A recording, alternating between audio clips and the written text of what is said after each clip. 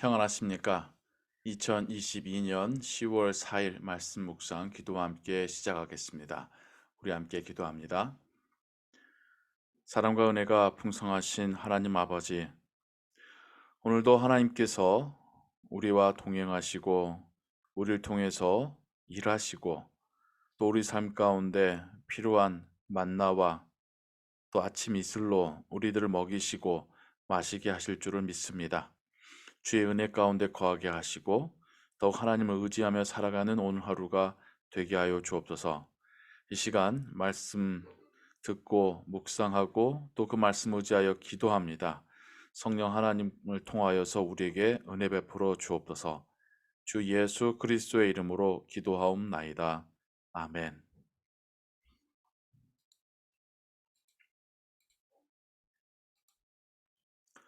오늘 읽으실 성경은 데살로니가전서 3장과 4장입니다.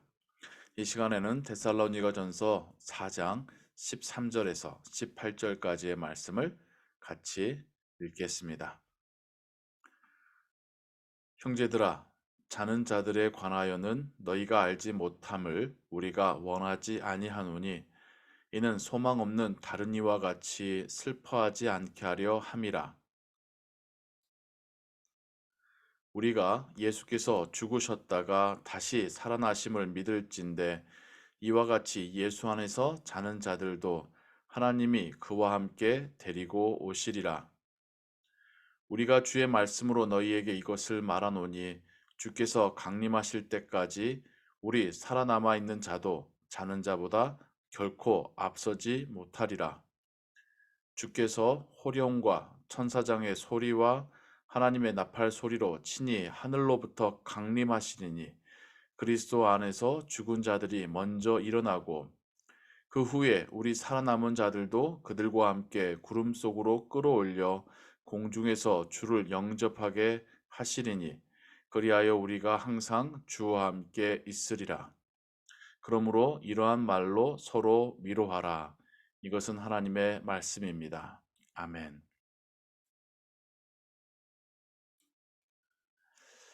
데살로니가 교회를 향하여 쓴 첫 번째 편지의 이제 마지막 부분입니다. 사도 바울이 데살로니가 교인들에게 죽음과 부활에 대하여서 가르침을 주고 있습니다. 데살로니가 교인들은 예수님을 열심히 믿다가 먼저 죽게 된 자들에 대하여서 그들의 부활의 소망을 알지 못하였기 때문에 슬퍼하였다는 것입니다. 하지만 바울은 살아있던 아니면 우리 육신이 먼저 죽던 예수님께서 오실 때에 예수님을 함께 만난다는 점에서는 다를 바 없다라고 말해주고 있습니다. 그래서 바울이 설명하는 마지막 날에 산자와 죽은 자가 예수님을 영접하는 그 상황에 대해서 그는 이렇게 설명합니다. 예수님께도 죽으셨다가 다시 살아나셨던 것처럼 예수 안에서 자는 자들도 여기서 잔다라는 것은 진짜 잠을 수면을 이야기하는 것이 아니라 죽음을 의미하는 거죠. 예수님에 대한 믿음을 가지고 살다가 죽은 자들도 하나님이 그와 함께 데리고 오시리라. 그 육신은 땅에 묻혔지만 그 영혼이 낙원에서 주님과 함께 있다가 예수님께서 이 땅 가운데 오실 때에 주님과 함께 이 땅으로 오게 될 거라는 것이죠. 그리고 주님을 만나고 완전한 하나님의 나라에 참여하는 것에 있어서도 죽은 자와 산 자 사이에서의 누가 먼저 랄 것이 없이 모두가 함께 주님을 만나서 그 나라로 들어가게 될 것이다 라고 설명합니다. 그러면 먼저 죽은 자들의 영혼이 주와 함께 이 땅에 예수님이 재림하실 때에 같이 올 때에 어떤 일들이 일어나는 것일까요? 여기에서 16절을 보면 주께서 호령과 천사장의 소리와 하나님의 나팔 소리로 친히 하늘로부터 강림하시리니 이것은 예수님의 재림을 의미하죠. 그리스도 안에서 죽은 자들이 먼저 일어나고 그러면 우리가 13절, 14절에서 죽은 자들이 예수 안에서 자는 자들이 주님이 이 땅에 오실 때 같이 올 거다라고 말했던 것과 지금 여기에서 그리스도 안에서 죽은 자들이 먼저 일어나고는 어떻게 이해될까요? 즉, 육체와 영혼의 결합이지요. 영혼은 주와 함께 있다가 주님께서 이 땅 가운데 오실 때 왜 오시겠습니까? 심판과 구원의 사역을 종결하시기 위해서 오시는 것이죠. 그리고 또 데려오시는 이유가 하나님의 나라가 이 땅 가운데 이루어질 것이기 때문이죠. 주와 함께 낙원에 있던 자들이 주와 함께 같이 이 땅에 임했을 때에 그들의 육체의 부활과 그 영혼이 결합되어지는 것. 그래서 산자와 먼저 죽었던 자들이 동일하게 예수님을 배우게 될 것이다 라고 이야기하는 것입니다. 그리고 17절에서 그 후에 우리들이 구름 속으로 끌어올려져서 공중에서 주를 영접할 것이다 라고 하는 표현이 나옵니다. 여기에서 이제 휴거에 대한 이야기가 나옵니다. 우리 교단은 휴거에 대해서 신학적으로 큰 무게를 두지 않습니다. 하나님의 나라가 가장 중요한 것이지요.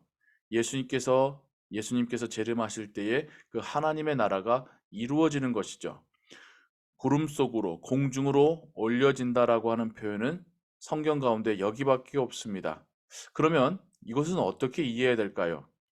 먼저는 하나님의 나라에 살아서 참여하게 된 에녹이나 엘리야 선지자를 떠올려 보게 되고요. 바울 본인도 고린도 후서에 보면 3층 하늘에 끌어올려져서 하나님을 배웠다. 하나님의 영광을 보았었다라고 하는 이야기를 하고 있습니다. 그래서 여기에서 구름 속으로 끌어올려져서 공중의 주를 배운다는 것은 영광스러운 하나님을 마주하게 되는 그러한 것을 또 그의 경험과 그가 또 구약 성경 가운데서 알고 있었던 내용들과 연결시켜서 우리에게 이렇게 이야기해 주는 듯합니다. 그리고 이 모든 가르침의 목적은 이러한 이야기로 서로 위로하라라고 하는 것이 이러한 이야기의 목적이라는 것이죠. 어떻게 해서 이게 위로가 되겠습니까? 살아있는 자가 먼저 죽은 자들에 대하여서 그들이 부활하여 주님을 만날 거라는 것. 그러면 위로가 되는 거죠. 살아있는 자들도 이 세상에서 삶 살다가 혹 어려움을 겪거나 핍박을 겪는다 할지라도 부활에 대한 확신이 있을수록 이것이 우리에게 위로가 되는 것이죠. 마지막 때에 대하여서 여러 가지 가설들도 있고 또 여러 가지 이야기들이 있습니다.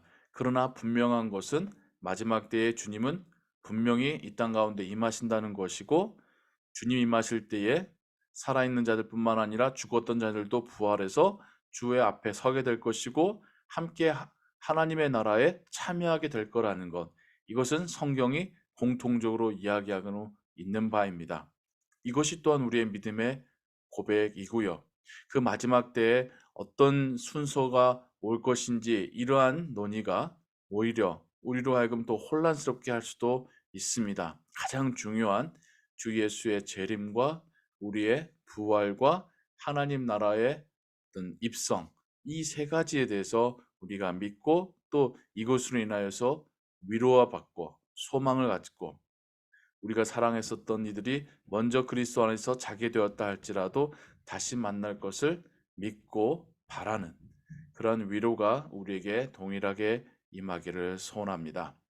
오늘도 하나님께서 주시는 위로로 소망으로 살아가신 하루 되시기를 주님의 이름으로 축원합니다. 기도하겠습니다. 사랑과 은혜가 풍성하신 하나님 아버지, 우리가 아직 경험해 보지 못한 마지막 날 예수 그리스도의 재림을 사도 바울이 설명해 주고 있습니다. 우리가 살아서든 아니면 먼저 죽게 된다 할지라도 부활해서라도 주님의 재림을 함께 맞이하게 되고 하나님의 나라에 함께 참여하게 될 거라는 것을 오늘 성경을 통하여 듣습니다. 이것이 우리에게 주시는 하나님의 위로이고 소망이며 은혜입니다. 그리고 구원의 확신입니다. 이 믿음 가지고 살게 하시고 또 이 믿음 위에서 담대하고 지혜롭게 살아갈 수 있는 오늘 우리의 하루가 되게 하여 주옵소서. 모든 것 주께 의지하오며 주 예수 그리스도의 이름으로 기도하옵나이다. 아멘. 주기도문 합니다. 하늘에 계신 우리 아버지여, 이름이 거룩히 여김을 받으시오며 나라의 마옵시며 뜻이 하늘에서 이룬 것 같이 땅에서도 이루어지이다. 오늘날 우리에게 일용할 양식을 주옵시고 우리가 우리에게 죄진 자를 사하여 준 것 같이 우리 죄를 사하여 주옵시고 우리를 시험에 들게 하지 마옵시고 다만 악에서 구하옵소서. 대개 나라와 권세와 영광이 아버지께 영원히 있사옵나이다. 아멘. 기도 찬양과 함께 계속해서 기도하시고 오늘 하루의 삶도 하나님의 은혜 가운데 평안하시기 바랍니다.